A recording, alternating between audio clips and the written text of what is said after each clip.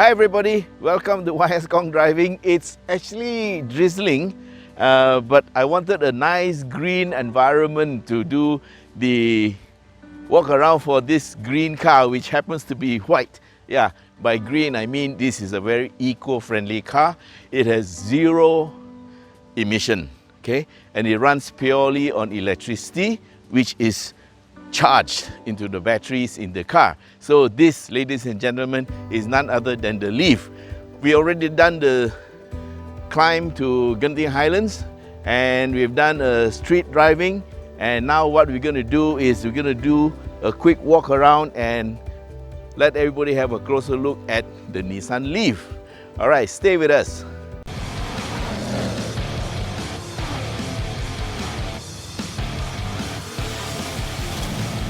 Okay, looking at the Nissan Leaf from the outside, you can see at the front this is the signature V motion grille that's shaped somewhat like a V, and this is the current design language for the Nissan vehicles. Yeah, well, the headlights there are LED, and there are 4 of them, and of course there are fog lights down there. So actually overall the front looks pretty neat. Looking at it from the side, you can see that this car is a green car, but it is in white, and of course there is two-tone now. You can't see it very clearly, but the roof is actually blue. Yeah, it's a blue roof and a white body. And just to give you an idea of the length of the car, this car is 4.48 meters long, so it is the average size for C segment car. Okay, you can't call it a sedan because it's a hatch. Yeah, and the wheelbase, which is the distance between the center of the front and rear wheels, is 2690. That's just 10 mm short of the Honda Civic, yeah, and about 35 mm short of the new Mazda 3. But it's in the same ballpark for C segment. And now the car weight is a bit on the heavy side. It is 1544 kg. And the car is also 1540 height, yeah. So it's a bit high for this segment car, and that's possibly because the batteries for this car are fitted under the floorboard. Yeah, it has a huge bank of batteries, actually 2 banks of them, and they are under the front driver's seat and also under the rear seat and along the floor, yeah, somewhere there. And so all the weight is at the bottom, so don't you worry. Now at the back you have a very nice looking back, and now there's not a 2-tone, it's 3 tones. The back is black, and so the rendition is quite nice because blue has always been a Nissan color. Yeah, so at the back it looks pretty neat, and that's a very nice looking tail light. They had a name for it. I don't know what it's called, but they have a name for it, and it's pretty nice. And if you look at it, it's actually quite well shaped. Yeah. So overall, I think the car looks okay, except that it does look a bit tall. Now the ground clearance is 150 mm. Yeah. So the most important thing about this car is the zero emission. Yeah, it's electrically powered, and you can charge up your batteries in 7 hours at any Nissan outlet, or you can go to one of those public stations, the high capacity chargers, and charge it up in 1 hour. Sorry, and there are a few such stations around, and for the 1 hour charging stations is only available in Subang Jaya, in Bandar Baru, Bangi, and also in Aikro, Melaka. So as of this moment, there are only 3 charging stations. So I suppose that this car is only good for selling in the urban market of Selangor. Yeah, well, anyway, this car is for people who are ecologically conscious. Yeah, and so with zero emission, technically you're actually moving the emission to the electrical plant or power station. But if you have, let's say, a hydroelectric or water powered electrical station, technically you are actually being powered by the earth. Yeah, you will truly have zero emission. And in this world of pollution, I think this is a good move by Nissan and also by Tan Chong to introduce the electrical car in Malaysia. Although I must say that in passing, yeah, that in order for this to happen, we also need a lot of support from the government departments to make sure there is infrastructure. It's all about infrastructure. It's the same if you had gasoline powered cars and no gasoline stations, then you'd be in deep trouble. So therefore you need to have like charging stations and maybe incentives on the batteries, maybe zero import duty, things like that. Yeah, the government can do to encourage car makers to introduce more electrical cars, and also for cheaper and more economical ownership. Okay, looking at the wheels, these are 17-inch and they are actually Dunlop and safe. Yeah, okay, these are what you call energy saving tires, low rolling resistance and long lasting treads. Yeah, so that explains why the handling of the car isn't as good as it should be. Okay, mind you, having said that, if you drive this car normally, it will go anywhere where you want to go. And of course, if you want a bit of performance, you might sacrifice a bit of range, but you could put on some better tires. But having said that, the manufacturers put on these tires with the idea of getting better fuel, rather energy consumption in this case, yeah, and to maximize the range. Okay, for stopping you get a floating caliper, and they look like they are 2-pot calipers. Not quite sure about that, but definitely is bigger than a standard brake caliper, and you have very thick and ventilated disc at the front, and the suspension is McPherson strut. Now moving to the back, you have a torsion beam arrangement and a single pot, but quite a large single pot caliper here. And wow, it's ventilated disc. Not bad. Yeah, okay, because there's zero engine braking. Yeah, actually there is, where in B mode you get braking by the electric motor because of the resistance due to charging. But I suppose to make it 100% safe, they have put in ventilated disc at the back. Alright, so that's so much for the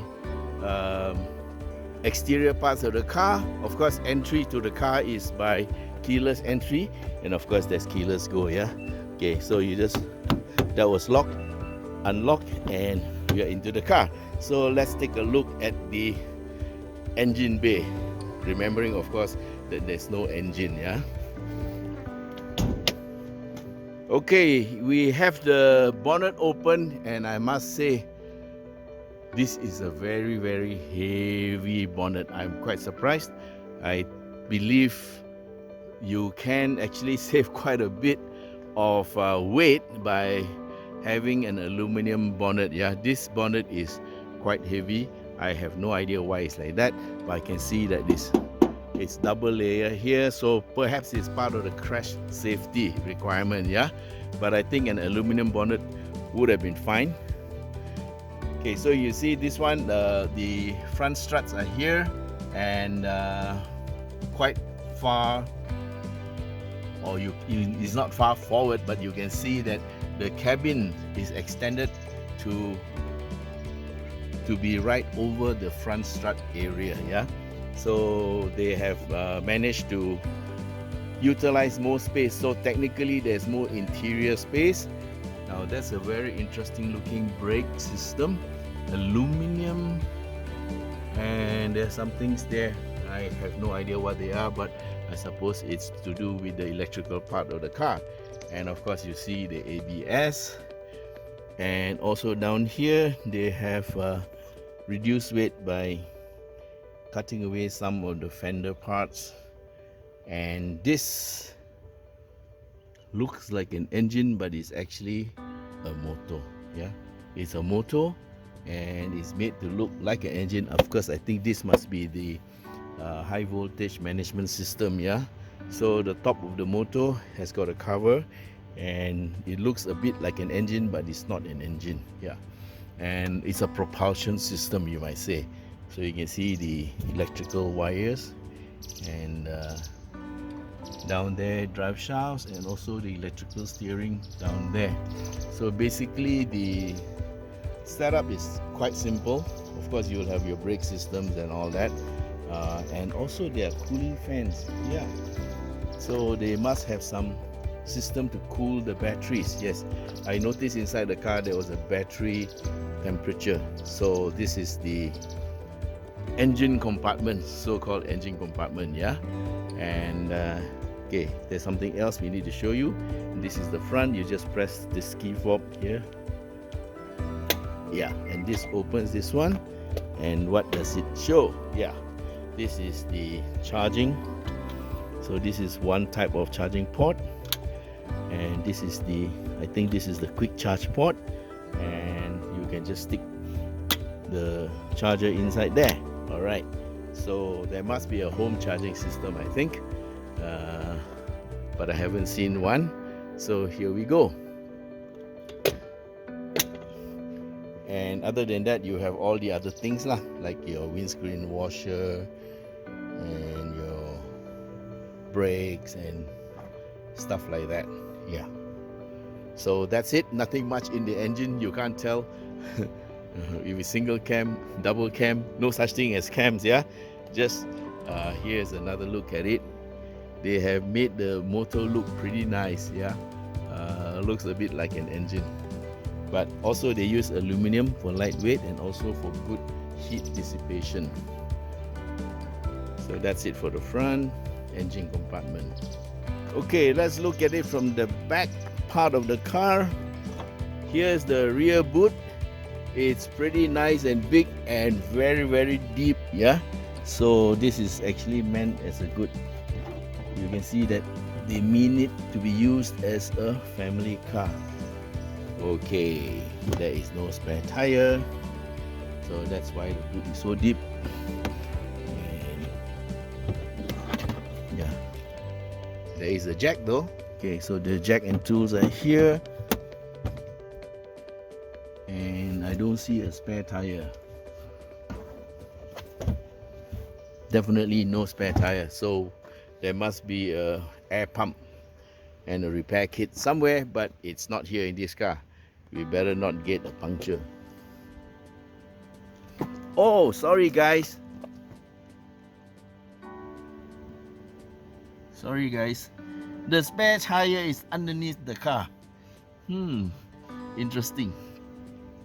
It looks like a space saver. There you see it, yeah? Okay guys, I was mistaken. The spare tire is under the car, and I suppose we'll have to figure out how to work it. Yeah, okay, I see now. And down here you see this little nut in the center of the screen. That is how you release the tire, just like in a van or truck. Interesting. So as you can see, they have managed to do some magic with the space and give us more space. And of course, there is a tonneau cover that helps to keep prying eyes away from what you have in your car. This is interesting. I haven't seen a car with spare tire underneath it for a very long time. Okay, looking at the front area, you can see the seats. They are kind of a combination leather with sweat and leather. This part is sweat. Blue stitching, well, signifying electric blue, yeah. And leather seats, pretty nice, well appointed. And also a leather wrapped steering wheel, and you have also this is another release for the charging port. And also they have some Nissan safety items. Steering wheel has got a flat bottom. And let's move inside the car and we look at the gear lever. This is very similar to the Prius. I wonder if they are using the same type of electrical system. Yeah, so and here's the inside. Let's get into the car. Okay, I'm going to start the so-called engine. Yep, we have started, and we are greeted by this zero emission. Okay, I'm turning off the radio, and over here you have your speedometer on the right, and then this shows we're in P and we're in eco mode, and then you see E pedal. Okay, there's one mode by which you can drive the car and go on E pedal. That means single pedal operation. Yeah, and this is B, gives you more. This is normal drive. Then you have B, which actually charges the car more when you lift off. And then there's the E pedal. Yeah, there's a lever here, down here. You push it and it tells you E pedal is on. Okay, single pedal driving. Push it. Okay, press brake pedal to operate. E pedal switch. Okay, E pedal off. E pedal on. And it's all done by pressing this little switch. Okay, E pedal allows you to drive the car on a single pedal. That means you don't have to use the brakes. When you lift off, you brake by itself. Okay, that's it. So then you have, this is supposedly a 5-inch screen, okay, for your radio. Let me double check that. I have a piece of paper. Oh yeah, that's a 5-inch screen. And of course it's tuned to my favorite radio station. Oh, they're not paying me to say this. Okay, this is the aircon controller. It's digital and electronic control for the aircon. And down there you have seat heaters, ventilators. And this is of course the on-off switch, yeah, and your USB and your power point. Okay, I press the toggle here. When I toggle here, things happen to the meter up there. Okay, I'm going to toggle up, and this will tell you your charging time estimate, and it tells you down here how much electricity I have left, and I think that's the distance I have to go until I have to refuel or recharge. That's another 145 kilometers, but that will change or can change anytime. The time is 11:51 and the temperature outside, we are in Awana, yeah, it's 21 degrees Celsius. Press again and you have your eco driving meter, and this tells you you're on E pedal or not, yeah. E pedal off, press brake, E pedal off, yeah, and E pedal on. Okay, so this is in B. If I want to change again, I can change it by toggling the gear shift lever, yeah. This normal D, B, then I'm going to go into park. Okay, now I'm in park, and that's the eco and power button that shows you how you're using energy. And then we have also battery capacity. What does it show? Don't know what that means, but somebody can explain maybe. Okay, battery temperature. Okay, so battery temperature is quite important. Okay, so right now it's there, it's in a good state of temperature, so that's about it. And of course you have your speedometer. There's no rev counter, yeah. So looking at it, the aircon louvers, the aircon is super cold, man, very good. And we have the aircon on right now. Then you have your louvers here, and this is the radio area, and there's even a CD player. Okay, so you have this is plastic. So okay, what they have done is they try to keep it very minimalistic, yeah. So this keeps the cost down. As it is, the batteries and the motors and system in the whole car will set you back 188,000. Okay, so then you have your airbags. That's the passenger airbag, and of course the driver airbag is on the steering. And then you have the full curtain airbags. That's one here, one there, and over there. So you have 1, 2, 3, 4, 5, 6 airbags, yeah. And glove compartment, yeah. Normally glove compartments are not very impressive in any car. Okay, so there is a kind of a dark gray and black interior, and piano black here and there.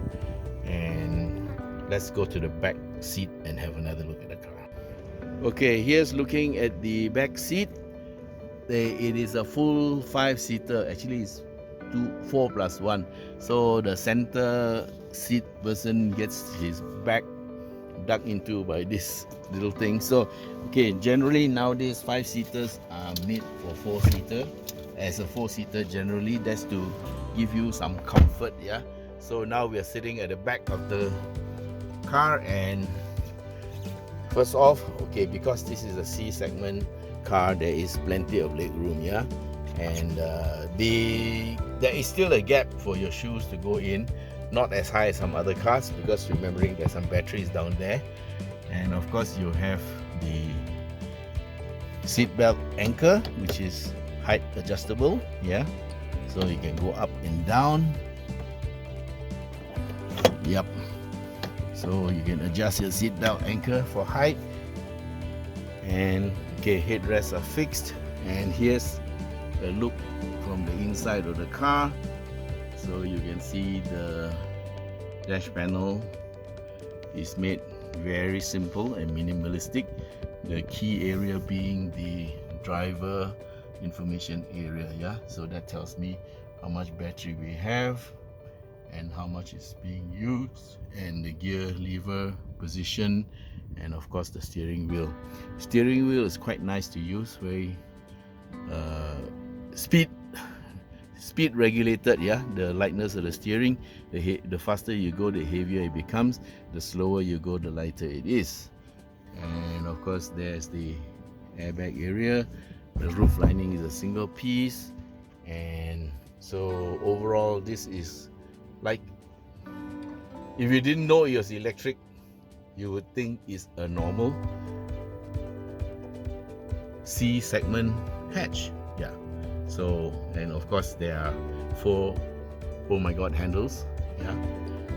All right, so just for your information, yeah, this Leaf will do 0 to 100 in 7.9 seconds. That's what is claimed.